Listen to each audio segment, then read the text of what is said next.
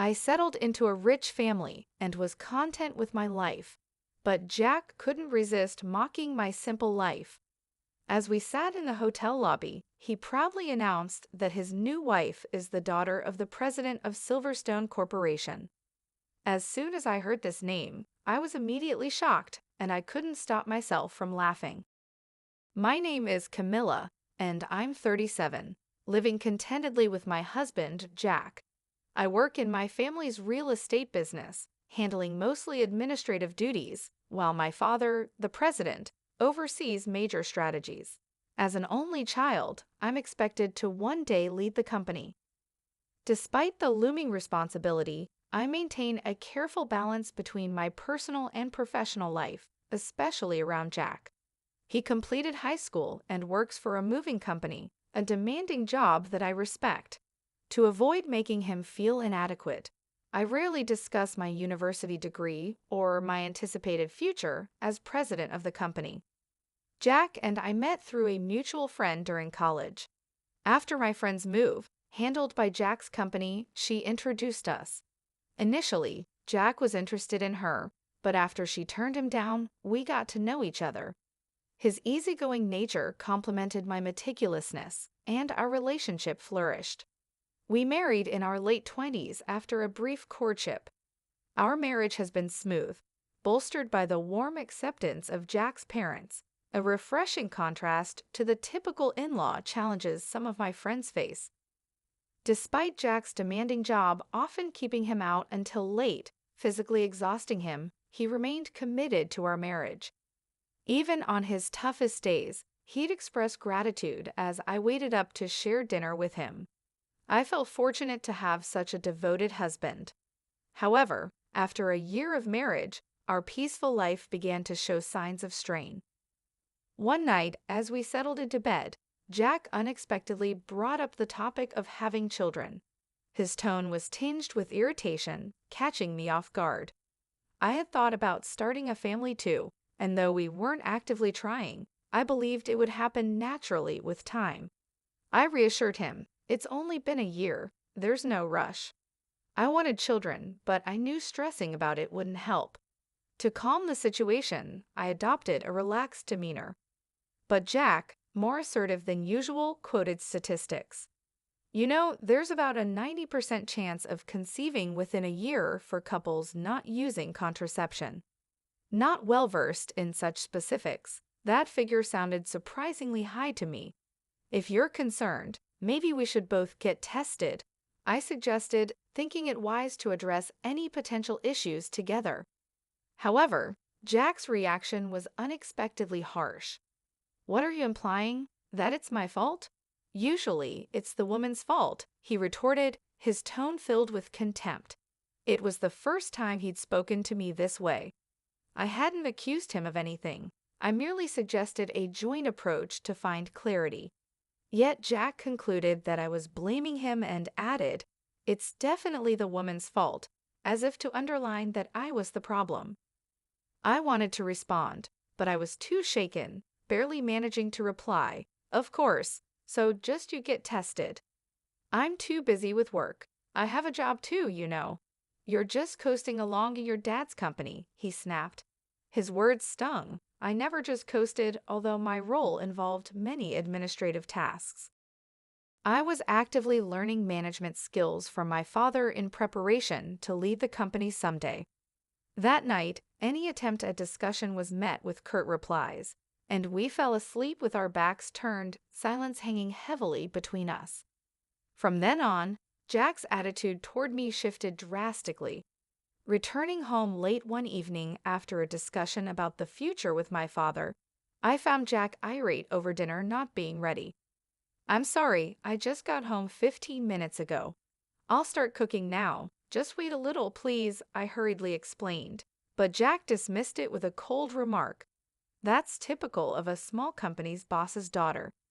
He didn't realize the scale of my father's business, a significant real estate company with hundreds of employees. His assumptions, coupled with the increasing bitterness, made navigating our daily lives more challenging, casting a shadow over what had once been a loving and supportive relationship. Arguing seemed pointless as I hurried to the kitchen, promising Jack I'd cook immediately. "Have a drink and relax while you wait," I suggested, knowing how alcohol seemed to soothe him. It saddened me that our relationship had come to rely on his evening drinks to avoid tension. I despised being scolded, but if it helped keep the peace, even temporarily, I reluctantly saw it as a necessary evil. The next day, Jack's cold demeanor lingered as he left for work. His parting words were sharp: "Make sure dinner's ready when I get home." I exhaled deeply, my mind on the day ahead. I had scheduled a day off to visit the gynecologist for fertility testing, something Jack had insisted on, though he refused to participate himself. It was frustrating to go through this alone, but complaining wouldn't help. If the problem lay with me, I wanted to start treatment immediately. Understanding that fertility could decline with age, I was eager to address any issues soon. The clinic was crowded, and I waited an hour before my examination. After a series of tests, the doctor informed me that the results would be available at my next appointment. The possibility that I might be the one with fertility issues was daunting, but I was ready to take whatever steps were necessary. When Jack returned home that evening, I told him I went for the fertility test today. His response was curt: "Figures. If the problem's with you, it's good you're getting tested. Let me know the results." His assumption that I was to blame for our difficulties in conceiving was hurtful. 6 years passed, and I turned 37. Our attempts to have a child continued without success, and it seemed Jack had resigned himself to not becoming a father. His late nights became more frequent, and sometimes he didn't come home at all. When he did come home, he'd say he was out drinking and singing karaoke until dawn. His behavior reminded me more of a carefree college student than a committed husband, which was incredibly frustrating. My work had become more demanding, and the dream of starting a family had to be sidelined, but Jack's recent actions were becoming intolerable. His disregard for our life together was painfully obvious. One day, after Jack left the house on his day off, I noticed he had forgotten his smartphone in the living room. I picked it up, intending to place it in his room, but it rang just then. The caller ID displayed a name, Emily. Assuming she was a colleague, I answered to let her know Jack had left his phone at home. "Hey Jack, you're late. I've been waiting for 50 minutes. Hurry up, or we'll miss the park opening." "We haven't had a date in so long," a flirtatious voice said from the other end. The mention of a date stunned me, and I quickly hung up, my heart racing. This woman wasn't just a colleague, she was someone Jack was seeing romantically. Holding his phone, proof of his infidelity, clenched in my hand, I felt a mix of shock and anger.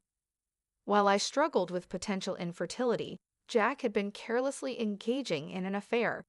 His recent distance suddenly made sense, and I stood there trembling with indescribable anger at the betrayal. Realizing that Jack no longer needed me in his life was a devastating blow, but discovering his betrayal made the situation even more unbearable. Determined to confront the issue head-on, I began gathering evidence of his infidelity. Unlocking his smartphone using his birth date was effortless. The call history and messages were dominated by exchanges with someone named Emily, full of affectionate and intimate words that turned my stomach. I meticulously documented everything, taking photos with my phone before returning his device to its usual spot, acting as if nothing had changed. A month passed in this eerie state of our fractured marriage until one day, my father, the president of our company, called me into his office. "I have something important to discuss with you," he said solemnly. His grave tone caught me off guard, and I braced myself for serious news that only compounded the stress I was already feeling. That evening, perhaps sensing the inevitable, Jack suggested that we consider separating. I had already been contemplating how to address the divorce, given his infidelity, so his initiation was unexpectedly convenient. "Yes, let's divorce," I agreed quickly. Jack seemed taken aback by my readiness, possibly hopeful about his future with Emily. Despite the sting of seeing his relief, I signed the divorce papers he presented. "I can file these tomorrow." "I'll be leaving this house," he said nonchalantly. "Are you sure about the mortgage?" I asked casually, suspecting that he hadn't fully considered his financial situation without me. His job was demanding but not lucrative, and I doubted his ability to manage the mortgage payments on his own.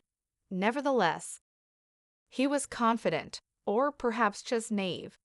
Given his betrayal, I felt no obligation to ease his transition. A few days later, I moved back to my parents' house. They were initially worried about my well-being, but became furious when I explained Jack's infidelity. They supported my decision to leave him, reassuring me repeatedly that parting ways was the best course of action.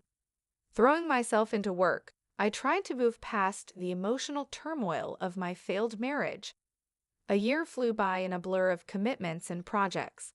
One evening, seeing how engrossed and tired I had become, my father suggested a break. "Why don't you take a trip? It's going to get busy starting next month," he advised, concerned about my well-being. Grateful for the suggestion and feeling mentally exhausted, I decided to take a solo trip to the Northeast, craving a change of scenery and some peace. The air in the Northeast was crisp and refreshing, seeming to cleanse my weary soul. I interacted with locals who were incredibly kind and helpful, gradually mending my spirit. After some time, I booked a stay in Los Angeles at a renowned hotel, deciding to indulge in the best experience possible. After checking in, I relaxed in the lobby with a welcome drink, the fatigue from my journey melting away. I felt so at peace that I half joked about moving to Los Angeles. Just then, a familiar voice pierced through the calm. "Hun, hey, what are you doing here?"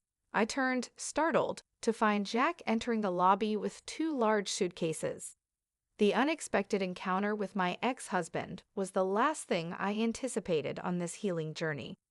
Surrounded by the elegant charm of the Los Angeles hotel lobby, I felt a sudden jolt of reality as I spotted Jack entering with a young woman on his arm. She looked to be in her early 20s, with flawless skin, bold makeup, and striking red nails that contrasted sharply against the chill of the northeastern weather. Her attire was bold too, a short skirt despite the cold. My eyes locked onto them in disbelief. "Why are you here, and who is she?" I couldn't help but blurt out, my curiosity getting the better of me, despite my doubts about wanting the answers. "Oh, let me introduce you," Jack said with a hint of excitement I hadn't seen in a long time. "This is Emily, my new wife. We're on our honeymoon, and guess what? She's the daughter of a wealthy businessman." The name Emily hit me like a wave. She was the same Emily from the phone call months ago. I felt a surge of discomfort at his obvious pride in marrying someone so much younger and wealthily connected. "You're here alone. That's sad," Jack sneered, his voice dripping with disdain. Beside him, Emily eyed me with a smirk. "Hey Jack, is this your ex-wife? She looks old."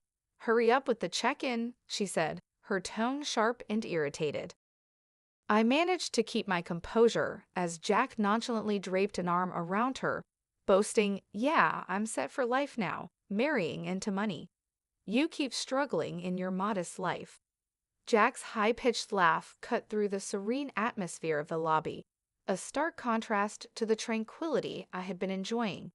He continued to flaunt his new life. "Yeah, Emily is Silverstone's daughter, you know, Silverstone Corporation," he added, seemingly overly proud.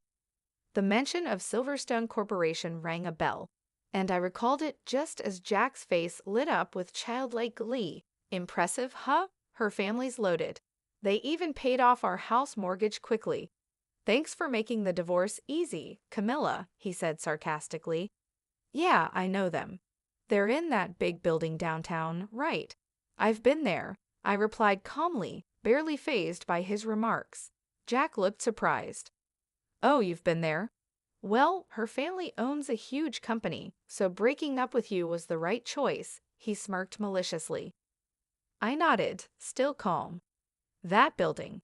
It's part of our real estate holdings," I mentioned casually, as if recalling a minor detail. What do you mean, our real estate? Jack and Emily chimed in together, both perplexed. That building is rented by my father for his most prestigious office. I'm not sure if your company is involved in real estate, but it's certainly not a shabby building, I explained in a serene tone. Their skepticism was palpable. I paused, knowing there was no turning back. Yes, I know how grand it is. I was there when my father purchased that building for about $500 million.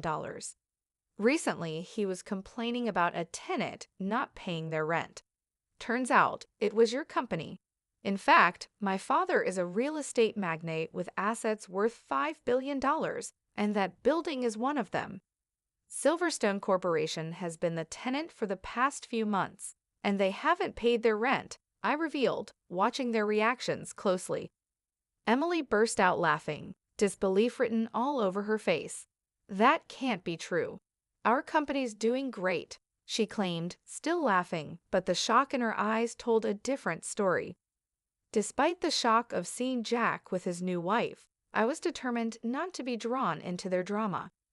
Yet Emily's loud claims that their company could surely pay the rent echoed around us, hinting at denial or deceit. Her tone was dismissive, suggesting I was lying just to create discord between her and Jack. Realizing a simple conversation wouldn't suffice, I pulled out my smartphone right there in the hotel lobby. I'm here with the daughter of Silverstone Corporation, I told my dad over the phone. Can you send me a photo of the rent reminder notice? Within moments, my father sent a clear image of the notice addressed to Silverstone Corporation, showing 4 months of unpaid rent.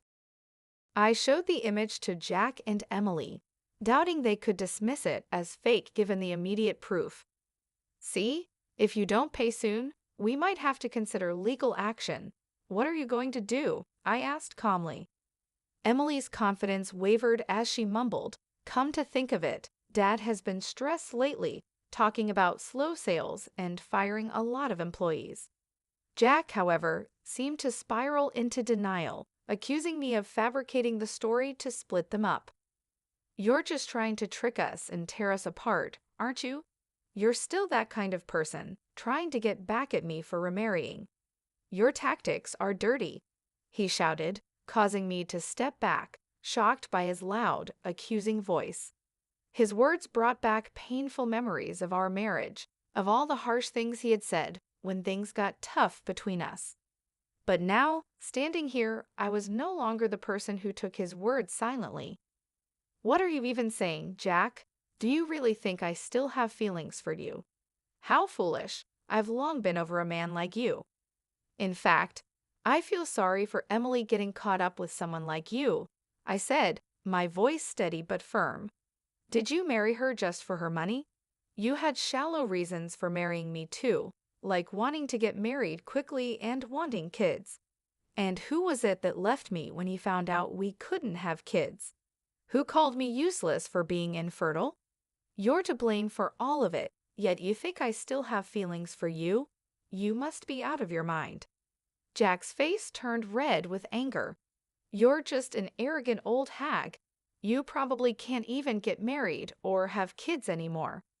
Emily and I are planning to have fun, making a baby after this trip, he retorted, his voice thick with desperation. It was then I decided to reveal the truth to finally put an end to his assumptions. Oh, I didn't mention it, but I'm 5 months pregnant.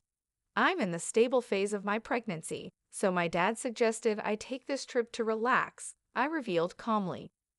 That's right. After our divorce, I found someone who truly supports me, my boss at work, who happens to be a subordinate of my father. He has been a great support both personally and professionally. I found out I was pregnant just 5 months ago. It was a quick marriage, but my company and my father celebrated it grandly. Jack's face fell, his earlier bravado evaporating as he processed the news. You're pregnant? So were you using birth control? The question was absurd, and I couldn't help but feel a mixture of pity and relief. As I looked at him, I realized how far my life had moved on from the chaos he brought into it. Now more than ever, I was sure of my path forward, strengthened by the support of my new husband and the imminent responsibility of leading my father's company, especially as he planned to retire soon due to health reasons. My future, though once intertwined with Jack's, was now firmly my own, filled with new beginnings and free from his shadow. Jack's confusion was palpable as he stomped his feet, bewildered by the revelation. Birth control? I never did that. Remember, I told you I had infertility tests at the clinic, and they found no issues, so the problem wasn't just with me. I said, my words blunt and to the point. His face contorted with realization. Does that mean Emily and I can't have kids? Why did I divorce you to marry Emily? He muttered to himself, his shoulders slumping in defeat. What do you mean, why? You felt betrayed knowing you were infertile. Emily snapped back, her anger flaring at Jack's self-centered logic. Realizing I had no reason to engage further, I delivered my final statement. That's why, from now on, please keep your affairs separate from mine. Regarding the rent for Silverstone Corporation, I expect full payment if you intend to continue leasing the building. Please settle the overdue rent soon. Otherwise, we'll need to pursue legal action. I have nothing more to say to you. Goodbye. With that, I left Jack and Emily in mid-argument and confidently returned to my hotel room. Upon my return from the trip, my husband greeted me with a warm smile. Welcome back. Sorry I couldn't help around the house. Was everything okay? Of course, it was fine. I'm just glad you got to relax, Camilla, he replied, his smile genuine and comforting. Since marrying my current husband, I felt reassured daily, and thoughts of Jack had faded into the background. After that incident, I didn't see Jack again, but through my father's contacts, I learned that Jack and Emily's situation had worsened. Despite his initial belief that he was marrying into wealth, Jack discovered that Silverstone Corporation was steeped in debt. News spread across TV channels about an employee at Silverstone Corporation embezzling millions from clients. Emily's father had known about the fraud, but attempted to cover it up to protect the company's reputation. However, once the scandal became public, Silverstone Corporation's stock plummeted, and the company lost its credibility. A mass exodus of employees followed. In such a dire state, it was clear they couldn't possibly cover their rent, let alone recover from the scandal. This turn of events reaffirmed my relief in having moved on from that chapter in my life, as I focused on a future filled with stability and genuine affection with my new husband.